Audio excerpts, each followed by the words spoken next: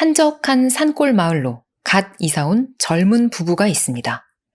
어느 날 이 젊은 부부에게 이 골짜기에서 수십 년을 살았다는 이웃 노부부가 찾아와서 인사를 건네요.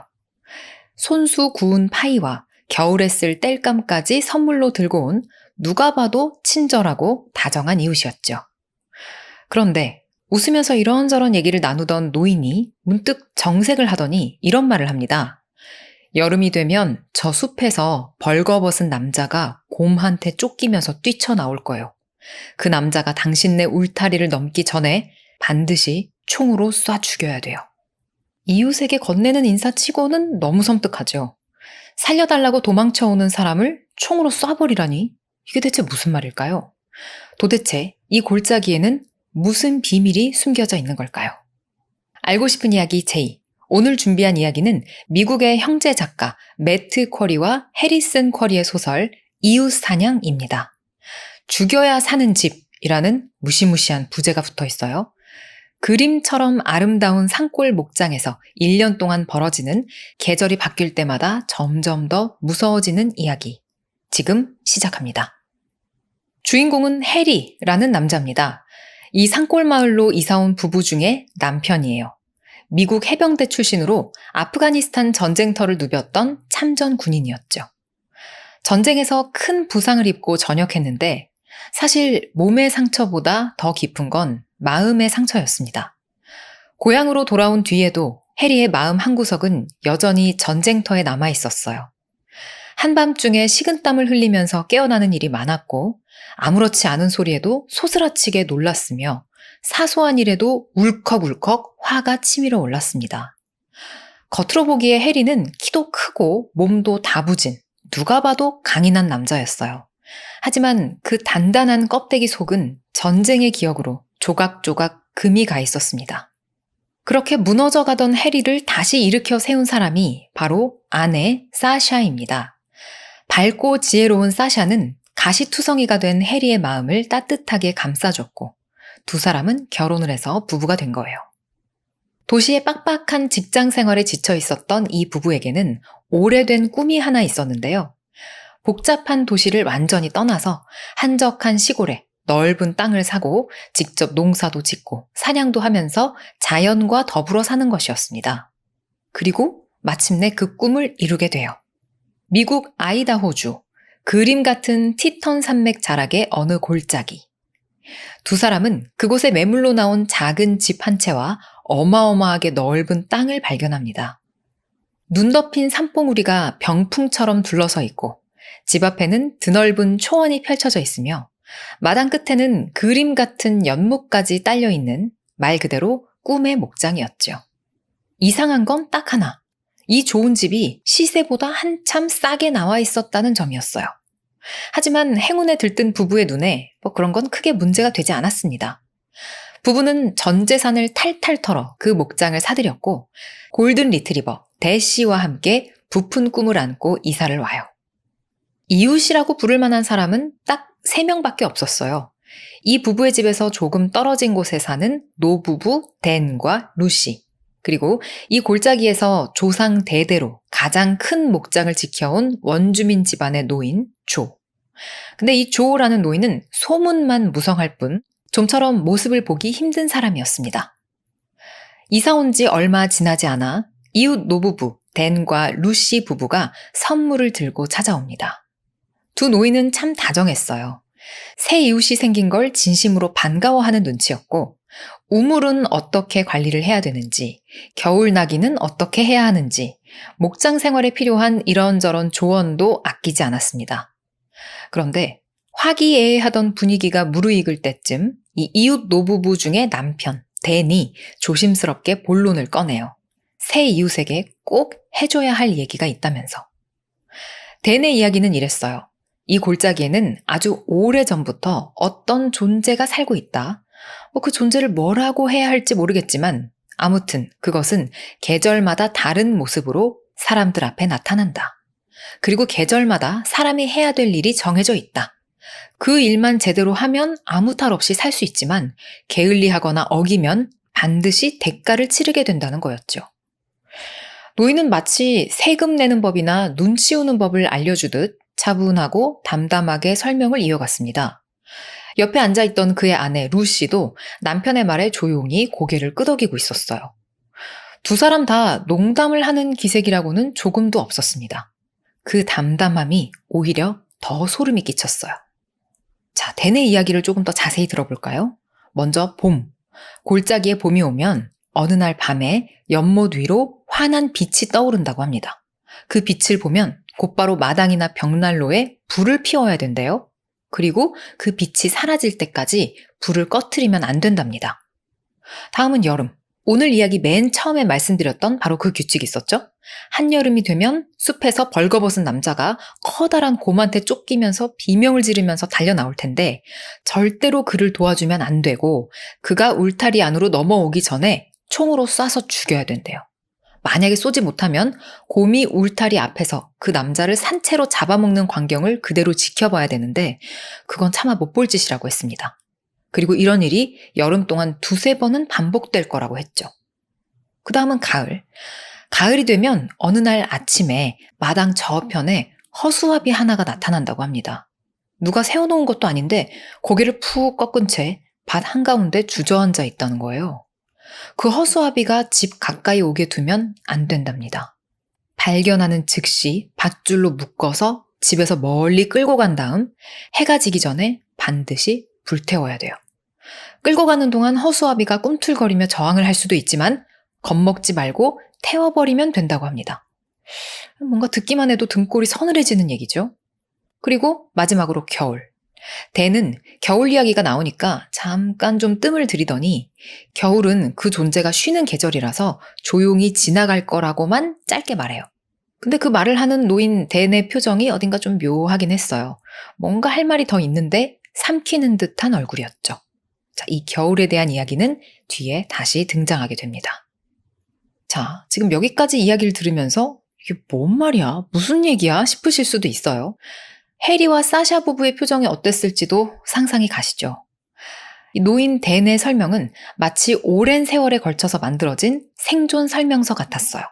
이 젊은 부부 중에 남편 해리는 처음에는 어이가 없어서 웃었고 그 다음에는 약간 화가 났습니다.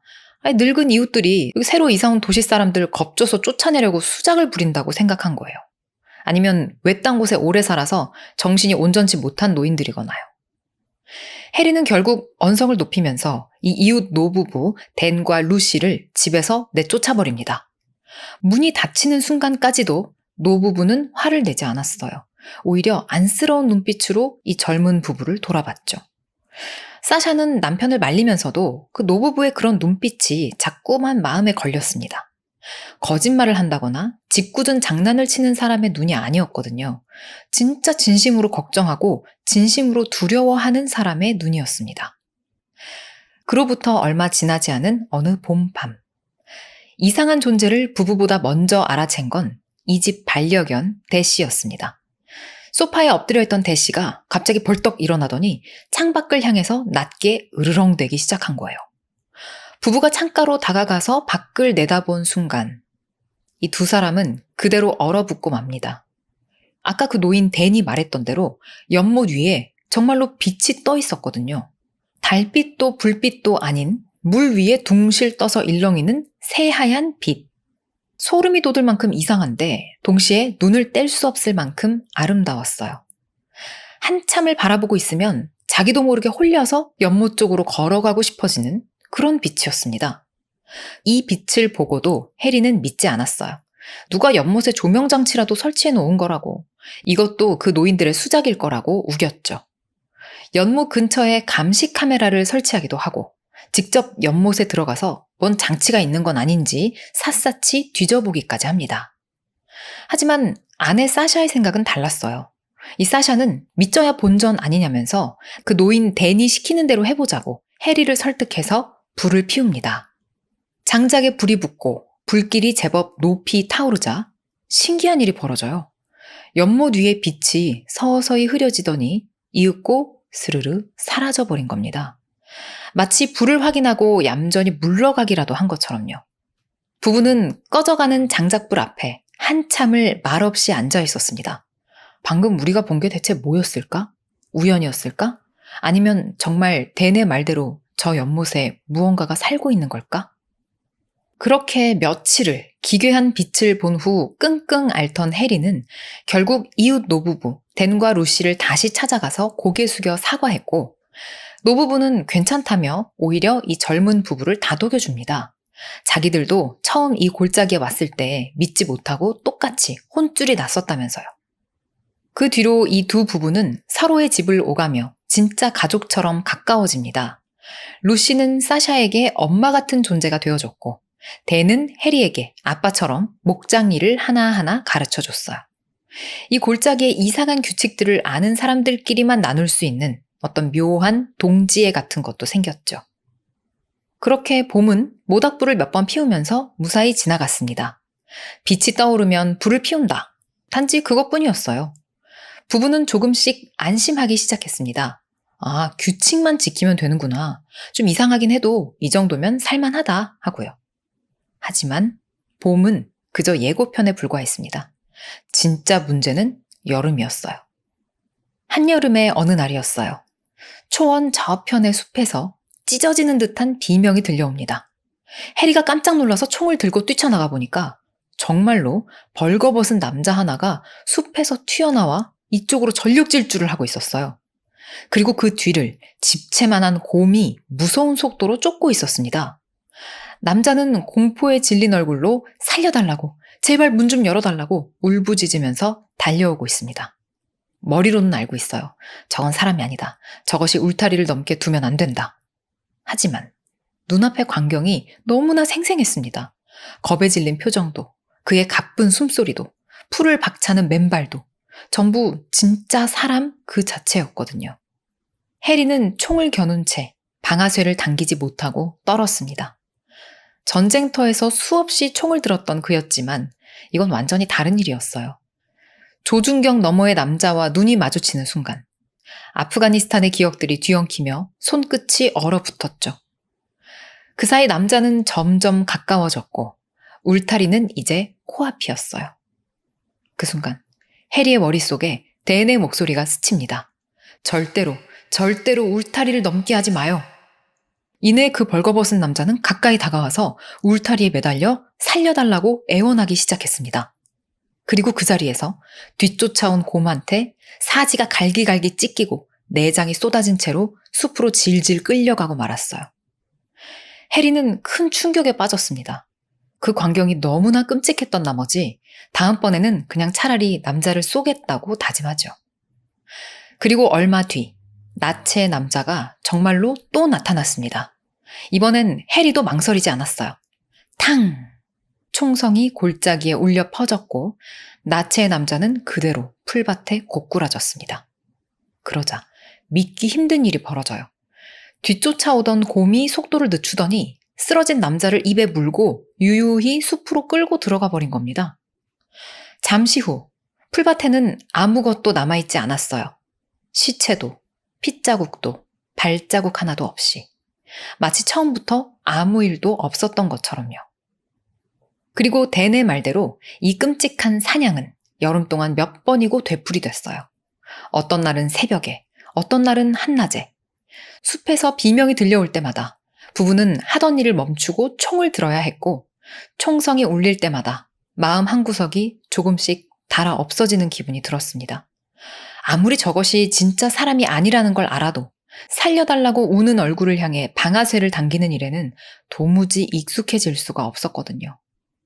죽여야 사는 집이라는 이 책의 부제가 무슨 뜻인지 이제 아시겠죠? 이 집에서 살아남으려면 계절마다 찾아오는 그것을 자기 손으로 죽여야만 하는 거예요. 부부는 항상 손이 닿는 곳에다 총을 두고 숲속에서 들려오는 소리에 온 신경을 곤두세운 채 여름을 버텨냈습니다. 이쯤 되면 여러분 아마 이런 생각이 드실 거예요. 아니 그냥 집을 팔고 떠나면 되잖아. 물론 부부도 그 고민을 안 하는 건 아니었습니다. 하지만 그게 그렇게 간단치가 않았어요. 부부의 전 재산이 이 집에 몽땅 묶여 있었거든요. 여기를 떠나는 순간 두 사람은 빈털터리가 되는 겁니다. 게다가 이런 사연을 알고도 이 집을 사줄 사람이 세상에 어디 있을까요? 아무것도 모르는 사람한테 몰래 떠넘기고 도망을 치자니. 그건 또 이 지옥을 다른 사람한테 물려주는 짓이 되고요. 그리고 떠날 수 없는 또 다른 비밀 역시 존재했습니다. 이 해리의 아내 사샤가 한 가지 궁금증이 든 거예요. 자신들이 이사 오기 전에 이 집에 살았다는 가족들. 그들은 왜 떠났을까? 어떻게 떠났을까? 이 말도 안 되는 상황을 어떻게 받아들였을까? 사샤는 이전 가족들의 자취를 수소문하기 시작했고 마침내 그 흔적을 찾아냅니다. 그렇게 알아낸 내용은 충격적이었어요. 이전 가족은 아빠, 엄마, 첫째 딸, 그리고 그 밑에 쌍둥이 형제까지 모두 5식구였다고 해요. 그들 역시 이곳에 이사와서 이웃집 댄과 루시 부부를 만났고 지금의 해리와 사샤처럼 똑같은 규칙, 똑같은 생존 방법을 전달받았어요. 그런데 이 중에 첫째 딸은 말 같지도 않은 소리 하지 말라면서 그날 아빠와 크게 다투고는 집을 나가버렸답니다. 그리고 그 덕분에 유일한 생존자가 됐어요. 그러니까 첫째 딸을 제외한 나머지 가족은 전부 세상을 떠난 뒤였습니다. 사샤는 어렵게 그 첫째 딸하고 연락이 닿았고 그녀에게서 이 사건의 전말을 전해들을 수 있었어요. 가족이 죽기 전 첫째 딸은 아빠와 마지막 통화를 했다고 합니다. 그런데 수화기 너머의 아빠는 잔뜩 공포에 질린 목소리로 이상한 말을 했다는 거예요. 그것들이 쫓아온다. 우리는 살 수 없을지도 모른다. 그러더니 얼마 지나지 않아서 골짜기를 떠나 다른 곳으로 이동하던 가족들 모두가 산불에 휩싸여서 목숨을 잃고 말았습니다. 사샤는 이 충격적인 이야기를 남편 해리에게는 잠시 숨긴 채로 엄마처럼 가까워진 루시를 찾아가서 묻습니다. 이 얘기가 전부 사실이냐고요. 그러자 루시는 이제 올 것이 왔다는 듯 체념한 표정으로 그동안 차마 전하지 못했던 이야기를 들려주죠. 이 골짜기에서는 평생 떠날 수 없어요. 루시의 입에서 나온 첫마디였습니다. 이게 대체 무슨 말일까요? 사샤는 그동안 출장도 다녀오고 가족들을 만나러 며칠씩 집을 비운 적도 있었는데 말이죠. 루시의 말은 이랬습니다. 이곳에 사는 그 어떤 존재, 그들이 악령이라고 부르던 그것은 이 골짜기에서 한 계절만 보내고 나면 그 사람들에게 들러붙는다. 잠깐의 여행이나 출장 같은 건 상관이 없지만 이곳을 영영 떠나려고 하면 어디까지든 쫓아가서 죽여버린다는 거예요. 신기하게도 그 존재는 잠시 집을 비우는 것과 아예 떠나버리는 것을 정확히 구분한다고 했습니다. 이전 가족도 그 이전의 가족도 이곳을 영영 떠나 이동하던 중에 교통사고나 산불 같은 사고로 전부 목숨을 잃었다고요. 사샤는 따져 물었습니다. 아니 그렇게 중요한 걸 왜 이제야 말해주냐고. 처음에 이사 왔을 때 알려줄 수도 있지 않았냐고요. 하지만 이미 소용없는 일이었죠. 생각해보면 만약에 댄과 루시가 처음부터 이 골짜기에 들어오면 평생 갇히게 된다 이런 식으로 말했다면 어떻게 됐겠어요. 규칙 이야기를 꺼냈다는 이유만으로 노부부를 집에서 내쫓았던 해리가 과연 그 말은 순순히 믿었을까요? 오히려 두 부부는 지금처럼 가족 같은 사이가 되기는커녕 서로 이상하다며 등을 돌린 채 살았을 겁니다. 사샤는 좌절했어요. 계절마다 나타나 사람을 시험하는 것도 모자라서 이 땅에 영영 가둬버리기까지 하는 저주라니. 너무 끔찍하죠. 해리와 사샤 부부가 이 사실을 받아들이기까지는 여러 날이 필요했고 댄과 루시에게 따져도 봤지만 돌아오는 대답은 하나뿐이었습니다. 자신들이 그래왔듯 규칙을 지키며 평생 이곳에서 살아가는 수밖에 없다고요. 그리고 가을이 왔어요. 여름의 비명이 그친 골짜기는 온통 노랗고 붉은 단풍으로 물들었습니다. 하지만 부부는 이 아름다운 풍경을 마음 편하게 즐길 수가 없었어요. 댄이 준 종이에 적혀 있었던 다음 순서를 알고 있었으니까요. 매일 아침 눈을 뜨면 제일 먼저 커튼부터 걷고 마당을 살피는 게 부부의 일과가 됐습니다. 오늘일까, 내일일까, 그 기다리는 시간이 어쩌면 더 큰 고문이었죠. 그러던 어느 설이 낀 아침, 커튼을 걷던 사샤의 입에서 짧은 비명이 터져 나왔어요. 마당 저편에 그것이 와 있었거든요. 이번엔 허수아비였습니다. 낡은 옷을 걸치고 고개를 푹 꺾은 채 밭 한가운데 주저앉아 있는 허수아비. 분명 어제 저녁까지는 없던 것이었죠. 밤사이 누가 가져다 놓은 것처럼, 아니 제 발로 걸어와서 앉은 것처럼 그것은 아침 안개 속에 미동도 없이 웅크리고 있었습니다. 멀리서 보고 있자니 금방이라도 그 꺾인 고개가 스르륵 들리면서 이쪽을 쳐다볼 것만 같았어요. 해리는 올가미를 만들어서 허수아비를 혼자서 끌고 가 태워버립니다. 허수아비는 그때마다 소년의 모습으로, 아저씨의 모습으로, 때로는 소녀의 모습으로 매번 다른 형상을 하고 나타났어요. 해리는 그 소름 끼치는 얼굴과 타들어가며 내지르는 비명소리를 아내 사샤에게만은 보여주고 싶지 않았습니다. 두 번째 허수아비를 처리하던 날, 해리는 사샤가 그토록 하지 말라고 말렸는데도 허수아비한테 다가가서 이렇게 말을 해요. 이 땅은 이제 내 거야. 그리고 얼마 뒤 해리가 올가미로 그 허수아비를 처리하는 자신만의 방식을 댄에게도 보여주고 싶어 하자 이웃 노인 댄은 다음 허수아비가 나타나면 자기도 함께 하겠다라고 합니다. 그렇게 두 사람은 함께 다음 허수아비를 맞닥뜨렸어요. 그날의 허수아비 역시 소름 끼치기는 마찬가지였습니다. 그냥 낡은 옷 속에 집단을 채워넣은 것뿐인데 고개를 꺾고 웅크린 모양새가 진짜 어딘가 사람의 형체랑 너무나 닮아 있었죠. 댄과 해리 두 사람은 그것을 밧줄로 단단히 묶어서 집에서 멀리 떨어진 곳으로 끌고 가기 시작했습니다. 끌려가는 동안 그것은 밧줄 끝에서 꿈틀거리며 몸부림을 쳤고 바람 빠지는 듯한 소리로 뭐라고 속삭이기까지 했어요. 그런데 그날의 그것은 어딘가 달랐습니다. 밧줄 너머로 전해지는 힘이 댄이 수십 년 동안 상대해왔던 가을의 허수아비들과는 비교가 되지 않았던 거예요. 그리고 마침내 기름을 붓고 불을 붙이려던 바로 그 순간 얌전히 늘어져 있던 그것이 벌떡 일어났습니다.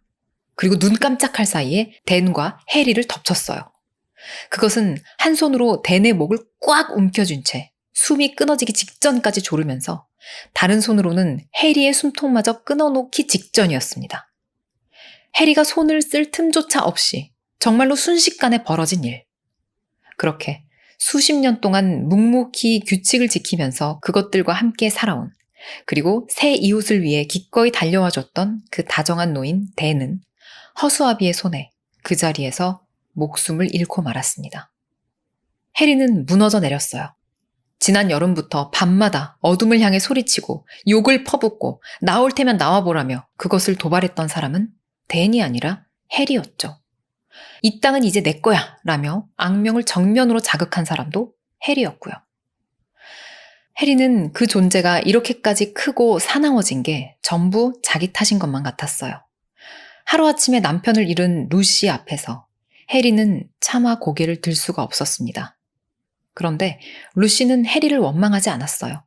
이 골짜기에 사는 한 언제고 일어날 수 있는 일이었다고. 오히려 무너져 내린 해리를 다독여줬죠. 그리고 댄이 죽고 나서야 마침내 그가 부부 앞에 모습을 드러냅니다. 소문으로만 무성하던 이 골짜기의 가장 오래된 주인. 앞서 잠깐 말씀드렸던 원주민 노인 조, 기억하시죠? 이 조의 집안은 이 골짜기에서 수백 년을 살아온 집안입니다. 골짜기의 존재에 대해서도 또 그 존재들을 달래는 계절의 규칙들에 대해서도 누구보다 깊이 알고 있었죠. 애초에 오래전 댄과 루시에게 그 규칙들을 알려준 것도 이 조의 집안 사람들이었습니다. 조는 그 존재들이 무엇인지부터 차근차근 들려줬어요. 저것은 이 골짜기가 생겨났을 때부터 이 땅에 있었다. 네가 태어나기 전에도, 네 할아버지의 할아버지가 태어나기 전에도 우리 조상들도 저것을 없애지 못했고 애초에 없애려고 하지도 않았다. 눈보라나 산불을 없앨 수 없듯이 다만 저것과 함께 살아가는 법을 배웠을 뿐이다 라고요. 그러다가 조가 문득 해리를 가만히 바라보며 묻습니다. 당신 전쟁에 다녀왔다고 했지? 혹시 사람을 죽인 적이 있어? 해리는 그 질문에 그대로 얼어붙었어요. 그리고는 떨리는 목소리로 인정할 수밖에 없었습니다. 예, 아프가니스탄에서 5명이요. 아내 사샤에게도 차마 자세히 말하지 못했던 그 사실을 해리는 이제야 처음으로 입 밖에 꺼냈어요. 아내 사샤는 아무 말 없이 남편의 손을 잡아줍니다. 해리의 말을 들은 조는 무겁게 고개를 끄덕이더니 겨울의 진실을 들려줍니다. 여기서 이 이야기의 가장 서늘한 비밀이 드러나요. 죽기 전 대는 겨울은 그 존재가 쉬는 계절이라고 말했었죠? 맞는 말이긴 합니다. 단, 살면서 아무도 죽여본 적이 없는 사람들한테만요. 사람을 죽인 적이 있는 사람한테는 겨울마다 그 죽은 이들의 모습이 눈밭 위에 나타난다는 거예요. 다른 계절엔 그것들이 모두 똑같이 찾아오지만 겨울의 악령만은 다릅니다. 그 사람이 살아온 인생에 따라서, 그 사람이 짊어진 기억에 따라서 오직 그 사람한테만 보이는 어떻게 보면 맞춤형 공포인 셈이죠. 댄이 겨울 얘기를 하면서 왜 그렇게 말끝을 흐렸는지, 왜 그런 걱정스러운 묘한 표정을 지었는지 이제서야 이해가 됩니다. 그리고 조는 부부에게 이 겨울의 규칙을 알려줘요. 겨울 밤에는 집 안에 당신이 죽인 사람의 수만큼 촛불을 켜둬야 된다. 촛불이 타고 있는 한 악령들은 집 안으로 들어오지 못한다. 하지만 단 하나라도 꺼지는 순간 그들이 문지방을 넘어올 수 있다. 첫눈과 함께 조의 말은 현실이 됐습니다. 어느 밤 무심코 창밖을 내다보던 해리의 몸이 돌처럼 굳어버렸어요. 새하얀 눈밭 위에 5개의 검은 형체가 나란히 서 있었거든요. 눈발 속에 꼼짝도 하지 않고 서서 이 집을, 아니 정확히는 해리를 바라보고 있는 5 남자. 잊으려고 그토록 발버둥을 쳤지만 끝끝내 잊을 수 없었던, 꿈속에서 수도 없이 다시 마주쳤던 바로 그 얼굴들이었습니다. 그날부터 부부는 매일 밤 집안 곳곳에 촛불 5개를 켜고 그 작은 불꽃들을 지켰어요. 그 5 형체들은 밤마다 나타나 조금씩 집 가까이 다가왔고 집안의 촛불이 흔들릴 때마다 부부의 심장도 함께 떨렸습니다. 실제로 몇 번이나 촛불이 꺼질 뻔한 아찔한 고비를 넘기기도 했죠. 그러던 어느 깊은 밤, 기어이 사달이 나고 맙니다. 세찬 바람이 집을 뒤흔들었고 촛불이 그만 꺼져버린 거예요. 그 순간 검은 형체 하나가 집 안으로 들어왔습니다. 그리고 그 검은 형체의 차가운 손이 해리의 가슴에 닿았어요. 그저 손끝이 닿았을 뿐인데 해리의 갈비뼈 여러 대가 순간 우두두둑 부러져 버립니다. 해리가 고통으로 몸부림치는 사이 아내 사샤는 필사적으로 기어가서 촛불을 다시 밝혔어요. 검은 형체는 물러났습니다. 그런데 바로 그때 촛불을 다시 켠 아내 사샤가 아무도 예상하지 못한 말을 꺼냅니다. 여보, 만약에 우리가 저들이 정말로 원하는 걸 해준다면 어떨까? 해리는 대체 이게 무슨 말인가 싶었어요. 사샤는 잠시 망설이다가 말을 이어갑니다. 그러니까 맞서 싸우지 말고 오히려 들어오게 해주는 거야. 저들이 당신이 느끼길 바라는 그 감정을, 그 분노와 슬픔과 혼란을 당신이 그냥 그대로 느껴주는 거야. 저들이 하고 싶은 대로 하게 둬야 돼. 해리는 눈물이 그렁그렁 고인 얼굴로 괴로워하며 고개를 저었어요. 하지만 사샤는 물러서지 않았습니다. 그리고 지금껏 단 한 번도 제대로 들어본 적 없던 이야기. 전쟁터에서 괴로워하며 사람을 죽일 수밖에 없었던 해리의 이야기를 이번엔 처음부터 끝까지 전부 들려달라고 설득하죠. 단호한 사샤의 태도 앞에서 해리는 마침내 모든 것을 상세하게 털어놓습니다. 그러자 신기한 일이 벌어졌어요. 그동안 해리의 눈에만 보고 해리의 귀에만 들리던 그 검은 형체, 악령들의 모습과 목소리가 사샤한테도 보이고 들리기 시작한 겁니다. 그리고 사샤는 조금 전 힘겹게 다시 켰던 촛불들을 자기 손으로 전부 꺼버립니다. 마지막 촛불이 꺼지고 어둠 속에서 5 형체가 집 안으로 들어왔습니다. 해리는 부러진 갈비뼈를 부여잡은 채 도망치지도 않고 노려보지도 않고 자신이 죽였던 그 5 사람을 난생 처음으로 똑바로 마주봤어요. 그건 해리가 전쟁에서 돌아온 뒤 단 한 번도 하지 못했던 일이었습니다. 자신이 저지른 일을, 자신이 짊어지고 살아온 기억을 피하지 않고 정면으로 바라보는 것. 그러자 신기한 일이 벌어졌습니다. 그토록 해리를 괴롭히던 악령들이 더는 아무 짓도 하지 않고 가만히 그를 바라보다가 어둠 속으로 조용히 흩어져 버린 거예요. 그토록 길고 무서웠던 겨울이 마침내 끝난 걸까요? 다시 이듬해 봄이 왔습니다. 일주일이 지나고 한 달이 지나고 봄이 다 지나가도록 연못 위에 떠있던 그 빛은 나타나지 않았어요. 봄이 가고 여름이 와도 숲은 조용했습니다. 비명도, 도망쳐오는 남자도, 뒤쫓는 곰도 없었죠. 가을 아침의 밭에는 허수아비 대신 무서리만 하얗게 내려앉았습니다. 수백 년, 어쩌면 수천 년 동안 아무도 어쩌지 못했던 그 존재들이 정말로 잠들어 버린 걸까요? 아니면 그저 아주 긴 휴식에 들어간 것뿐일까요? 그건 아무도 모릅니다. 다만 확실한 건 두 가지. 해리와 사샤 부부가 여전히 그 골짜기의 집에서 살아가고 있다는 것. 그리고 그 무시무시한 1년을 지나오는 동안 해리가 더 이상 악몽을 꾸지 않게 됐다는 것. 자, 이렇게 해서 그림처럼 아름다운 골짜기에 숨어있던 무시무시한 비밀이 모두 드러났습니다. 계절마다 모습을 바꿔가며 부부의 일상을 옥죄어오던 정체불명의 존재. 하지만 끝까지 듣고 보니 그 존재보다 더 무서웠던 건 어쩌면 해리의 마음속에 쌓여있던 전쟁의 기억, 그리고 그 기억이 키워낸 분노였는지도 모르겠어요. 오늘 전해드린 이웃사냥, 죽여야 사는 집은 콜로라도의 대자연에서 나고 자란 매트 쿼리, 해리슨 쿼리 형제가 2020년 레딧의 괴담 게시판 노슬립에 아내와 나는 산속의 목장을 샀다 라는 제목으로 연재했던 이야기를 바탕으로 한 소설입니다.